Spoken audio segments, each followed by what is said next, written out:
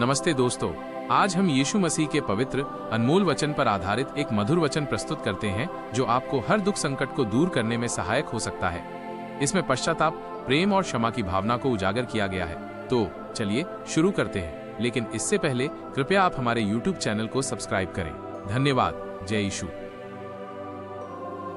एक तब परमेश्वर ने याकूब से कहा, यहाँ से कूच करके बेतेल को जा और वहीं रह, और वहां ईश्वर के लिए वेदी बना, जिसने तुझे उस समय दर्शन दिया जब तू अपने भाई एसाव के डर से भागा जाता था।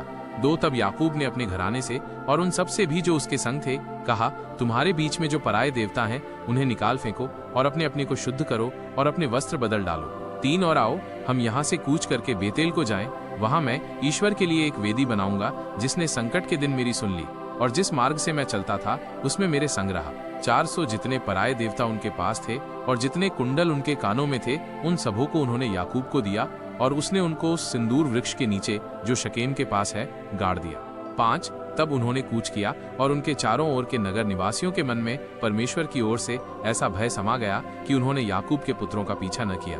600 याकूब उन सब समेत जो उसके संग थे कनान देश के लूज नगर को आया। वह नगर बेतेल भी कहलाता है। 7 वहां उसने एक वेदी बनाई और उस स्थान का नाम एल बेतेल रखा, क्योंकि जब वो अपने भाई के डर से भागा जाता था तब परमेश्वर उस पर वहीं प्रकट हुआ था। 8 और रिबका की दूध पिलाने हारी धाय दबोरा मर गई और बेतेल के नीचे सिंदूर वृक्ष के तले उसको मिट्टी दी गई और उस सिंदूर वृक्ष का नाम एल्लोन बक्कूत रखा गया। 9 फिर याकूब के पद्दन राम से आने के पश्चात परमेश्वर ने दूसरी बार उसको दर्शन देकर आशीष दी। 10 और परमेश्वर ने उससे कहा, अब तक तो तेरा नाम याकूब रहा है, पर आगे को तेरा नाम याकूब न रहेगा, तू इसराइल कहलाएगा। 11 फिर परमेश्वर ने उससे कहा, मैं सर्वशक्तिमान ईश्वर हूँ, तू फूले फले और बढ़े, और तुझसे एक जाति वरन जातियों की एक मंडली भी उत्पन्न होगी और तेरे वंश में राजा उत्पन्न होंगे। 12 और जो देश मैंने इब्राहिम और इसहाक को दिया है वही देश तुझे देता हूँ और तेरे पीछे तेरे वंश को भी दूंगा।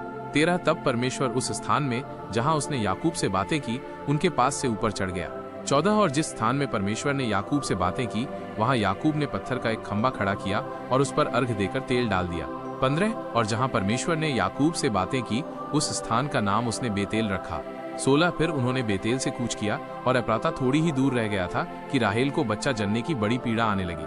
17 जब उसको बड़ी बड़ी पीड़ा उठती थी तब धाय ने उससे कहा, मत डर, अब की भी तेरे बेटा ही होगा। 18 तब ऐसा हुआ कि वो मर गई और प्राण निकलते निकलते उसने उस बेटे को नाम बेनोनी रखा, पर उसके पिता ने उसका नाम बिन्यामीन रखा। 19 यों राहेल मर गई और एप्राता अर्थात बेतलेहम के मार्ग में उसको मिट्टी दी गई। 20 और याकूब ने उसकी कब्र पर एक खंभा खड़ा किया। राहेल की कब्र का वही खंभा आज तक बना है। 21 फिर इसराइल ने कूच किया और एदेर नाम गुम्मट के आगे बढ़कर अपना तंब खड़ा किया। 22 जब इसराइल उस देश में बसा था तब एक दिन ऐसा हुआ कि रूबेन ने जाकर अपने पिता की रखेली बिल्हा के साथ कुकर्म किया और ये बात इसराइल को मालूम हो गई। 23 याकूब के 12 पुत्र हुए। उनमें से लिया के पुत्र ये थे, अर्थात याकूब का जेठा रूबेन, फिर शिमोन, लेवी, यहूदा, इस्साकार और जबूलून। 24 और राहेल के पुत्र ये थे, अर्थात यूसुफ और बिन्यामीन। 25 और राहेल की लौंडी बिल्हा के पुत्र ये थे, अर्थात दान और नप्ताली।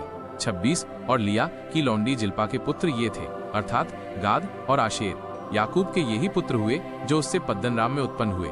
27 और याकूब मम्र में जो करियत अरबा अर्थात हेब्रोन है, जहां इब्राहिम और इसहाक परदेशी होकर रहे थे, अपने पिता इसहाक के पास आया। 28 इसहाक की अवस्था 180 बरस की हुई। 29 और इसहाक का प्राण छूट गया और वो मर गया और वो बूढ़ा और पूरी आयु का होकर अपने लोगों में जा मिला और उसके पुत्र एसाव और याकूब ने उसको मिट्टी दी।